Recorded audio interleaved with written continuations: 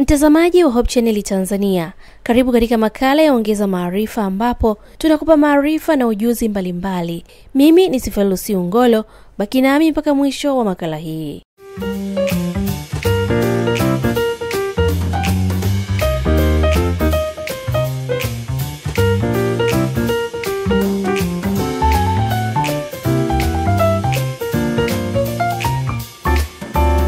Leo tutazungumzia ubia wa sekta ya umma na sekta binafsi PPP katika muktadha wa dira ya taifa mwaka 2025-2050. Na hii imetokea katika kongamano lililofanyika hivi karibuni hapa katika mkoa wa Mwanza.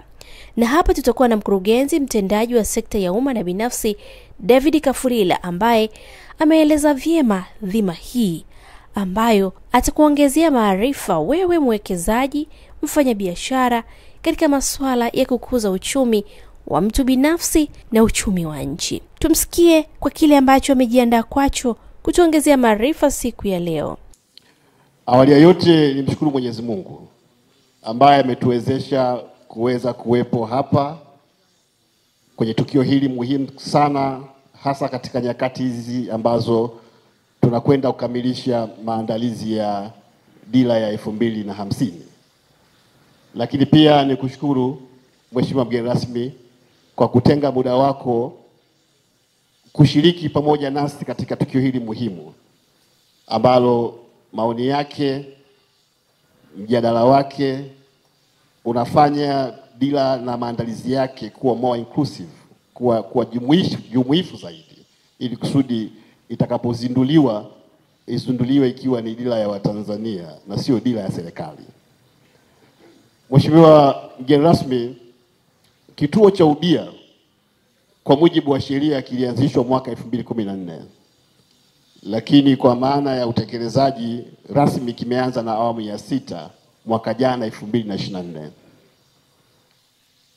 Lengo kubwa la kuanzishwa kwa kituo hiki cha ubia ni kwa ajili ya kuhakikisha ushirika wa sekta binafsi pamoja na mamlaka za serikali kufanya miradi ya pamoja unaongezeka zaidi ili kujenga uchumi ambao ni shindani mkubwa zaidi ambao unaweza ukafikia matarajio ya Watanzania.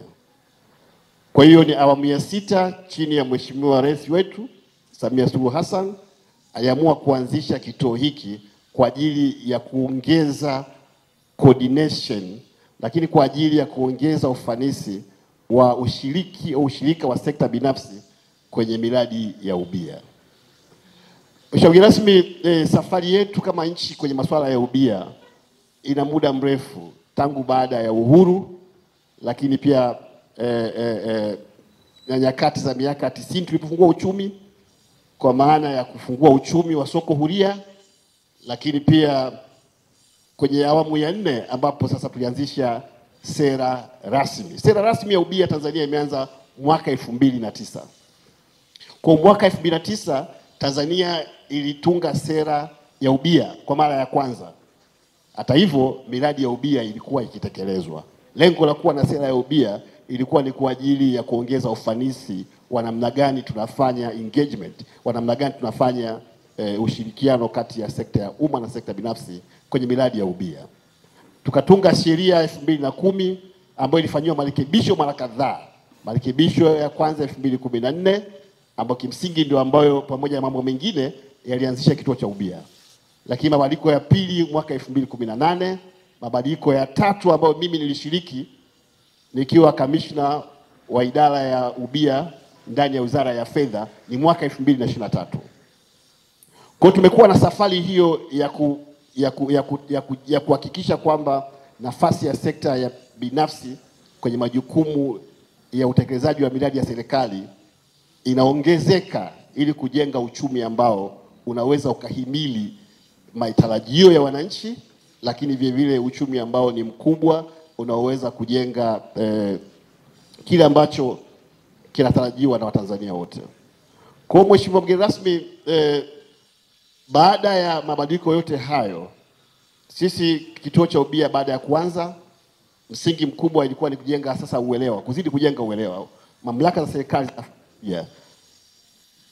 za serikali zinafanya ubia na sekta binafsi, lakini kumekuwepo na changamoto za hapa na pale ambazo zinahusiana na uelewa. Kwa hiyo tukio hili ni sehemu ya kujenga uelewa kwa Watanzania wote kuhusu masuala ya ubia, lakini vile vile tukio muhimu hasa tunapokwenda kutafakari vision mpya ya mwaka 2050. Kifupi, hii ni fursa kubwa. Ni fursa kubwa ya kujadili namna ambavyo tunafikiria huo uchumi wa nchi yetu kwenda mwaka 2050 uwe. Kwa uelewa, kwa nini tunafanya ubia?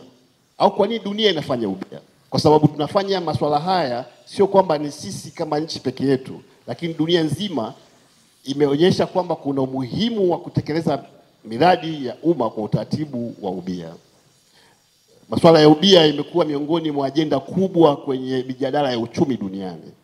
Lakini moja ya sababu ni kwamba duniani kote, serikali zote duniani, imekuwa ni ngumu kwa serikali hizi kutekeleza matarajio ya wananchi kwa kutumia kodi na mikopo. Na ushahidi wake ni takwimu za hali ya uchumi wa dunia ukilinganisha na deni la serikali zote duniani. Uchumi wa dunia kufikia mwaka jana Novemba 2024 ulikuwa takriban trilioni 115. Lakini deni la serikali zote duniani lilikuwa takriban trilioni 102. Deni la dunia yote kwa maana ya serikali, sekta binafsi na kaya ilikuwa ya dola trilioni 315. Tafsiri yake ni nini? Tafsiri yake ni kwamba uchumi wa dunia unaendeshwa kwa mikopo. Ndio tafsiri yake. Lakini tafsiri yake ni nini? Tafsiri yake ni kwamba uchumi wa dunia asilimia zaidi ya 90 ni mikopo. Kwenye upande wa Afrika, mikopo ya serikali kwa uchumi ni takriban asilimia 67. Lakini kwa upande wa Tanzania ni takriban asilimia 47. Unaweza ukaona kwamba pamoja na uwepo wa mjadala kwamba deni linaongezeka, lakini ukiangalia ulinganisho wa Tanzania na hali halisi ya Afrika na hali halisi ya dunia, kuna tofauti kubwa sana. Na ni kielezo cha kwamba serikali ya awamu ya 6 na serikali hii tulionayo inafanya vizuri kwenye usimamizi wa uchumi. Ndio maana wastani wa deni duniani ni zaidi ya 90, Afrika zaidi ya 67, Tanzania 47. Lakini hata majirani zetu, ukiangalia Kenya deni kwa uchumi ni 70, Rwanda 71, ukienda Malawi 84, ukienda Ghana zaidi ya 90, Msumbiji 76. Kwa hiyo yote hii inakuthibitishia kwamba kuna changamoto ambayo serikali mbalimbali duniani zimekuwa nayo kukidhi matarajio ya watu, na kwa hiyo inabidi zikope zaidi kwa ajili ya kukidhi matarajio ya watu. Sisi kwa asilimia 47 ni kielelezo cha kwamba tunafanya vizuri. Lakini pia inaashiria kwamba lazima tujenge msingi zaidi wa kufanya ubia ili kusudi tusiingie kule ambako wengine wameingia. Tanzania kwa maana ya picha yake ya kiuchumi tunafanya vizuri kwa tafiti za Benki ya Dunia, IMF na hata wale wanaopima uwezo wa afya ya uchumi kukopesheka na kukopa, wanaitwa the Moody's. Walifanya utafiti wakaonyesha kwamba Tanzania tuna renki ya B1 with positive outlook, ikiashiria kwamba daraja letu ni B1 yenye sura chumi.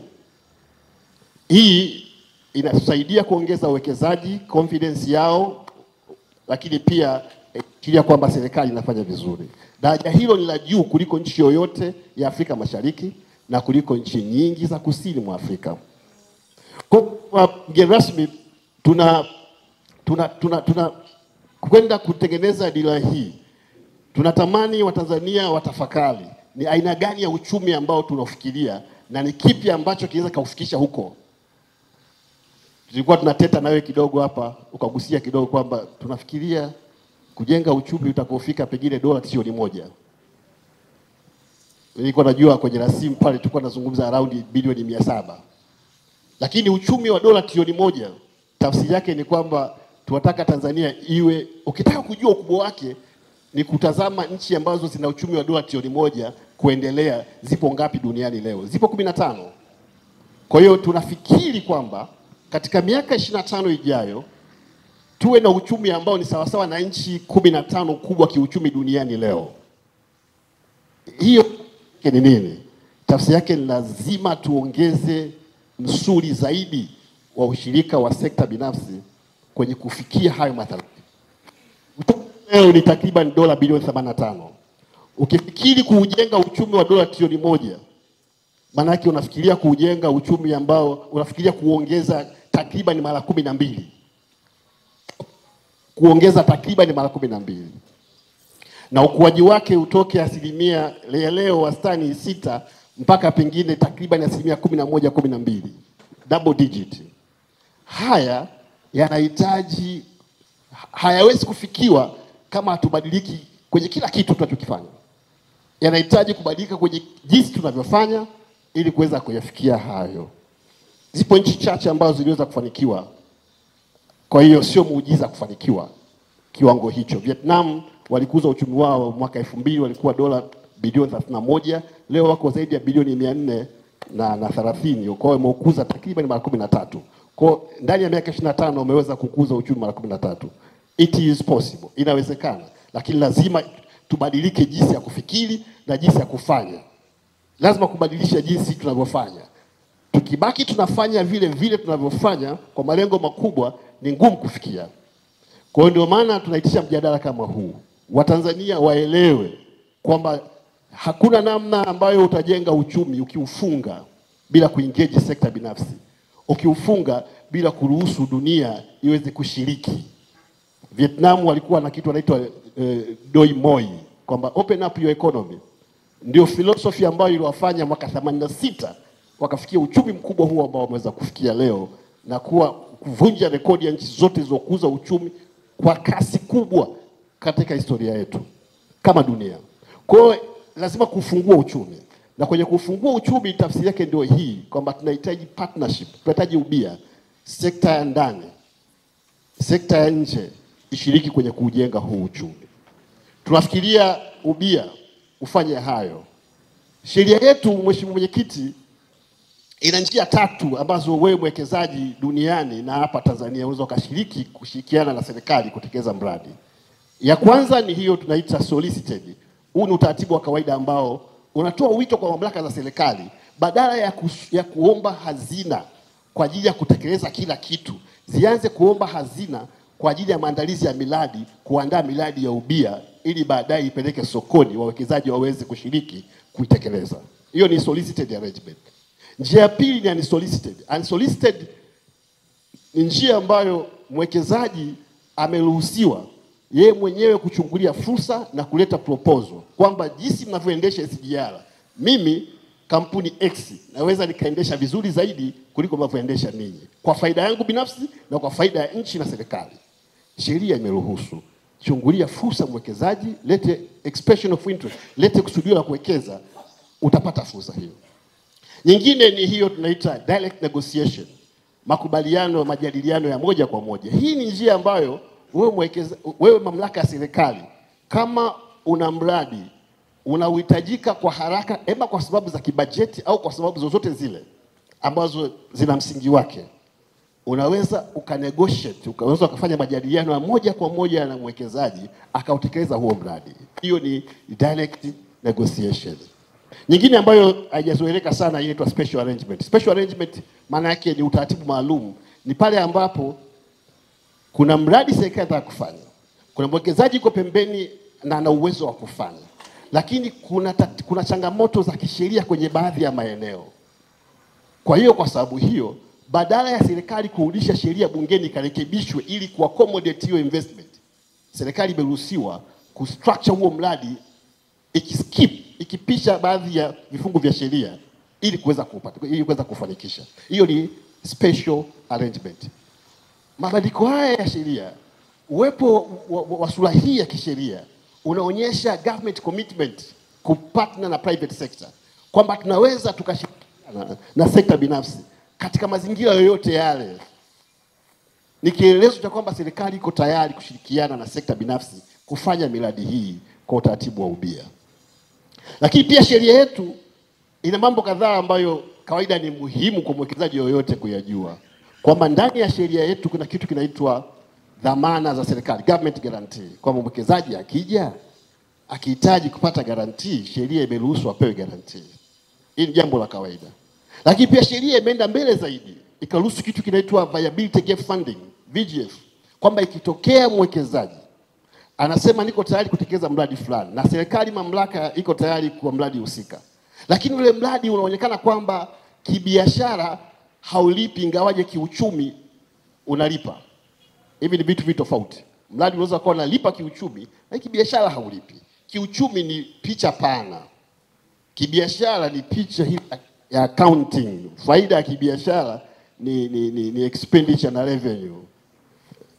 Ukipimika hapo ukagundua kwamba kihasibu unalipa, hiyo ni faida ya kibiashara.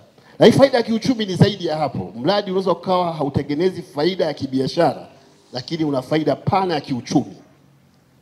Hiyo imekuwa accommodated. Hiyo imebebwa kwenye sheria yetu ambayo inaitwa viability gap funding, kwamba mamlaka ya serikali imeruhusiwa kuchangia mtaji kwenye mradi wa ubia ili kusudi mradi huo utekelezwe hata kama haulipi kibiashara, lakini kwenye picha pana ya uchumi unalipa.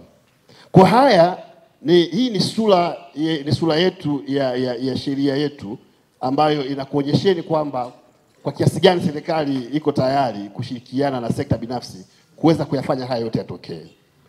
Lakini pia sheria yetu inakuonyesha kwamba kuna aina mbili za miradi ya PPP ambayo mnaweza mkaifanya. Na hii nasema hivi kwa sababu najua mkoani hapa miradi yetu mingi inaangukia kwenye kategori ya miradi midogo.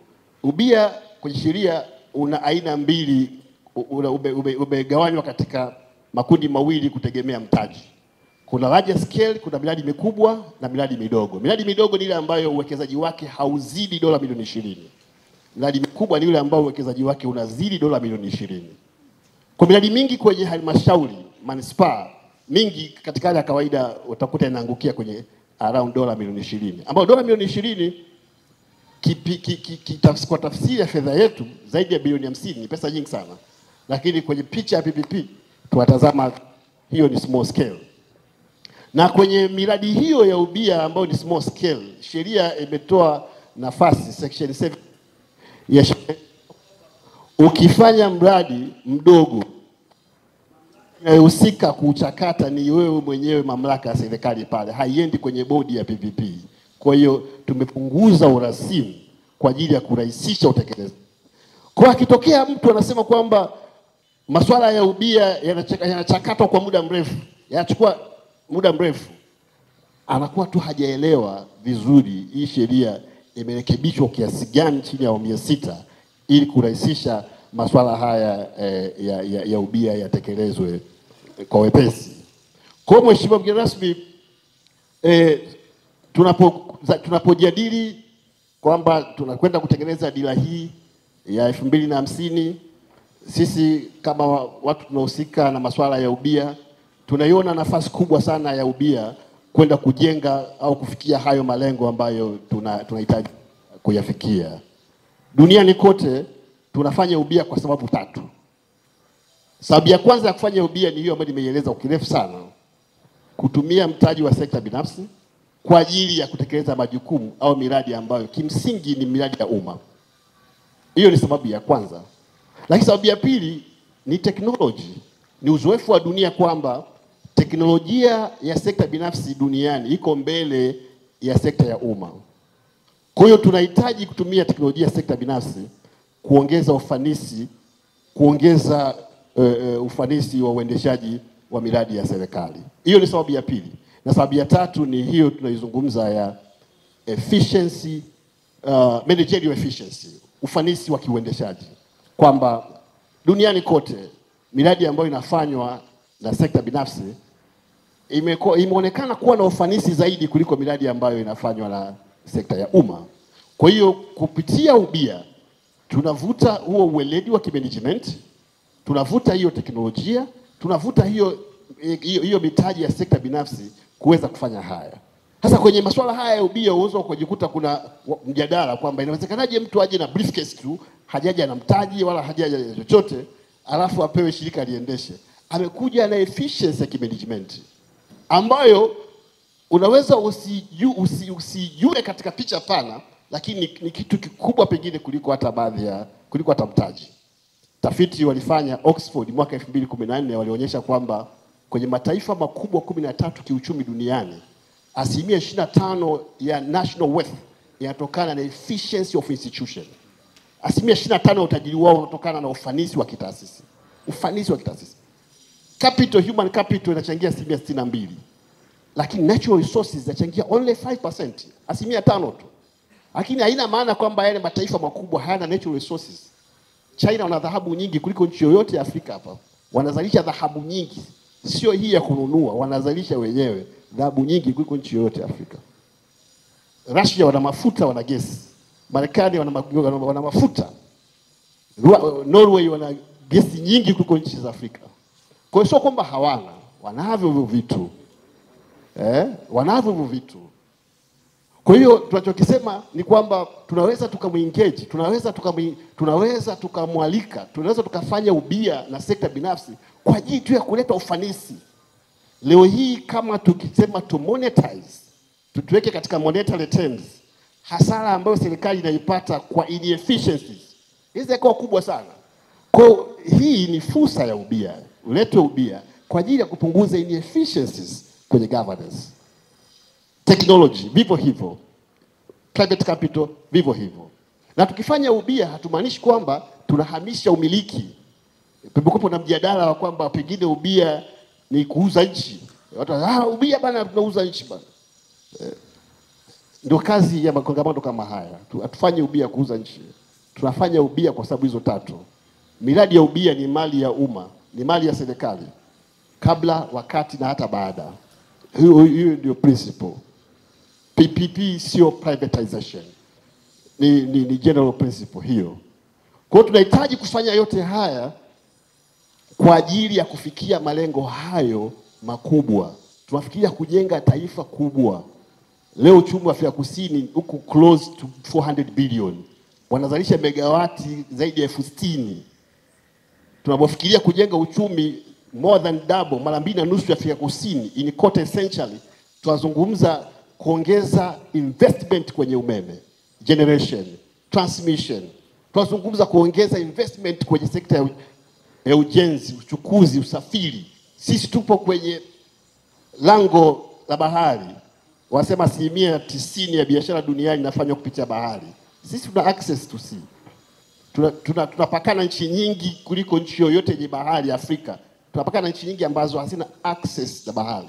Hiyo ni advantage. Na hii inatulazimisha tuwekeze zaidi kwenye uchukuzi. Lakini huo uwekezaji hauwezi ukafanywa kwa kodi na mikopo ukafanikiwa. Tunahitaji more investment kwenye eneo hilo. Tunahitaji uwekezaji zaidi kwenye bandari, zaidi kwenye barabara za kulipia, zaidi kwenye madaraja ya kulipia.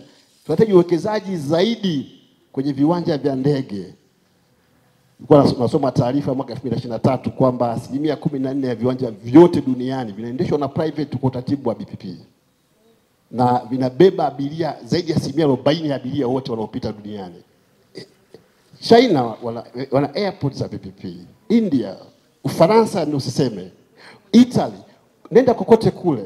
Kwa hiyo tunahitaji pamoja na mambo mengine kuchange mindset, kubadilisha jinsi ya kufikiri kuhusu private sector ili tuweze kufikia hayo tunataka kuyafikia. Kama nchi tumepita safari ndefu. trial and errors. Tumewahi kujaribu kufunga uchumi hapa na pale, tukaona matokeo yake, hatukufanikiwa. Uchumi wetu ulikuwa unakuwa baada ya uhuru mpaka mwaka 65 kwa zaidi ya 6%. Pale katikati mwaka 82 uchumi ulianza kukua 1.2%.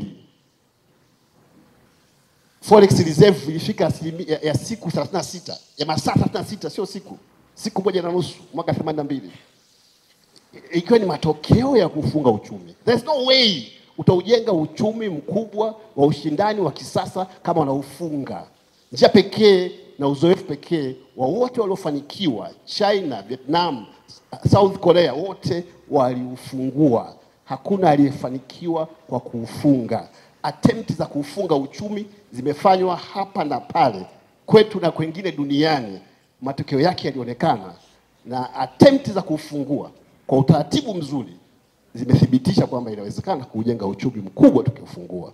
Kwa mheshimiwa mgeni rasmi, tunapenda leo mjadala huu wa members hawa wa sekta binafsi, wa mamlaka za serikali, kwa pamoja tuweze kuchakata fikra yani kwa vipi tunafikiria hiyo ndoto ya kujenga uchumi wa mwaka 2050, robo karne ijayo, na ipi iwe nafasi ya sekta binafsi katika ujenzi wa huo uchumi. Serikali inaonekana kabisa iko tayari. Sekta binafsi inahitaji utayari wenu ya ndani, inahitaji utayari wenu ya nje, inahitaji utayari wenu ili kusudi tuweze kujenga uchumi ambao unaweza kufanana na matarajio yetu. Mtazamaji, naamini kuna jambo umejifunza leo litakusaidia kukuza uchumi wako na kufanya maamuzi ya kuwekeza. Mimi ni Sfelsi Ungolo, tukutane katika kipindi kijacho.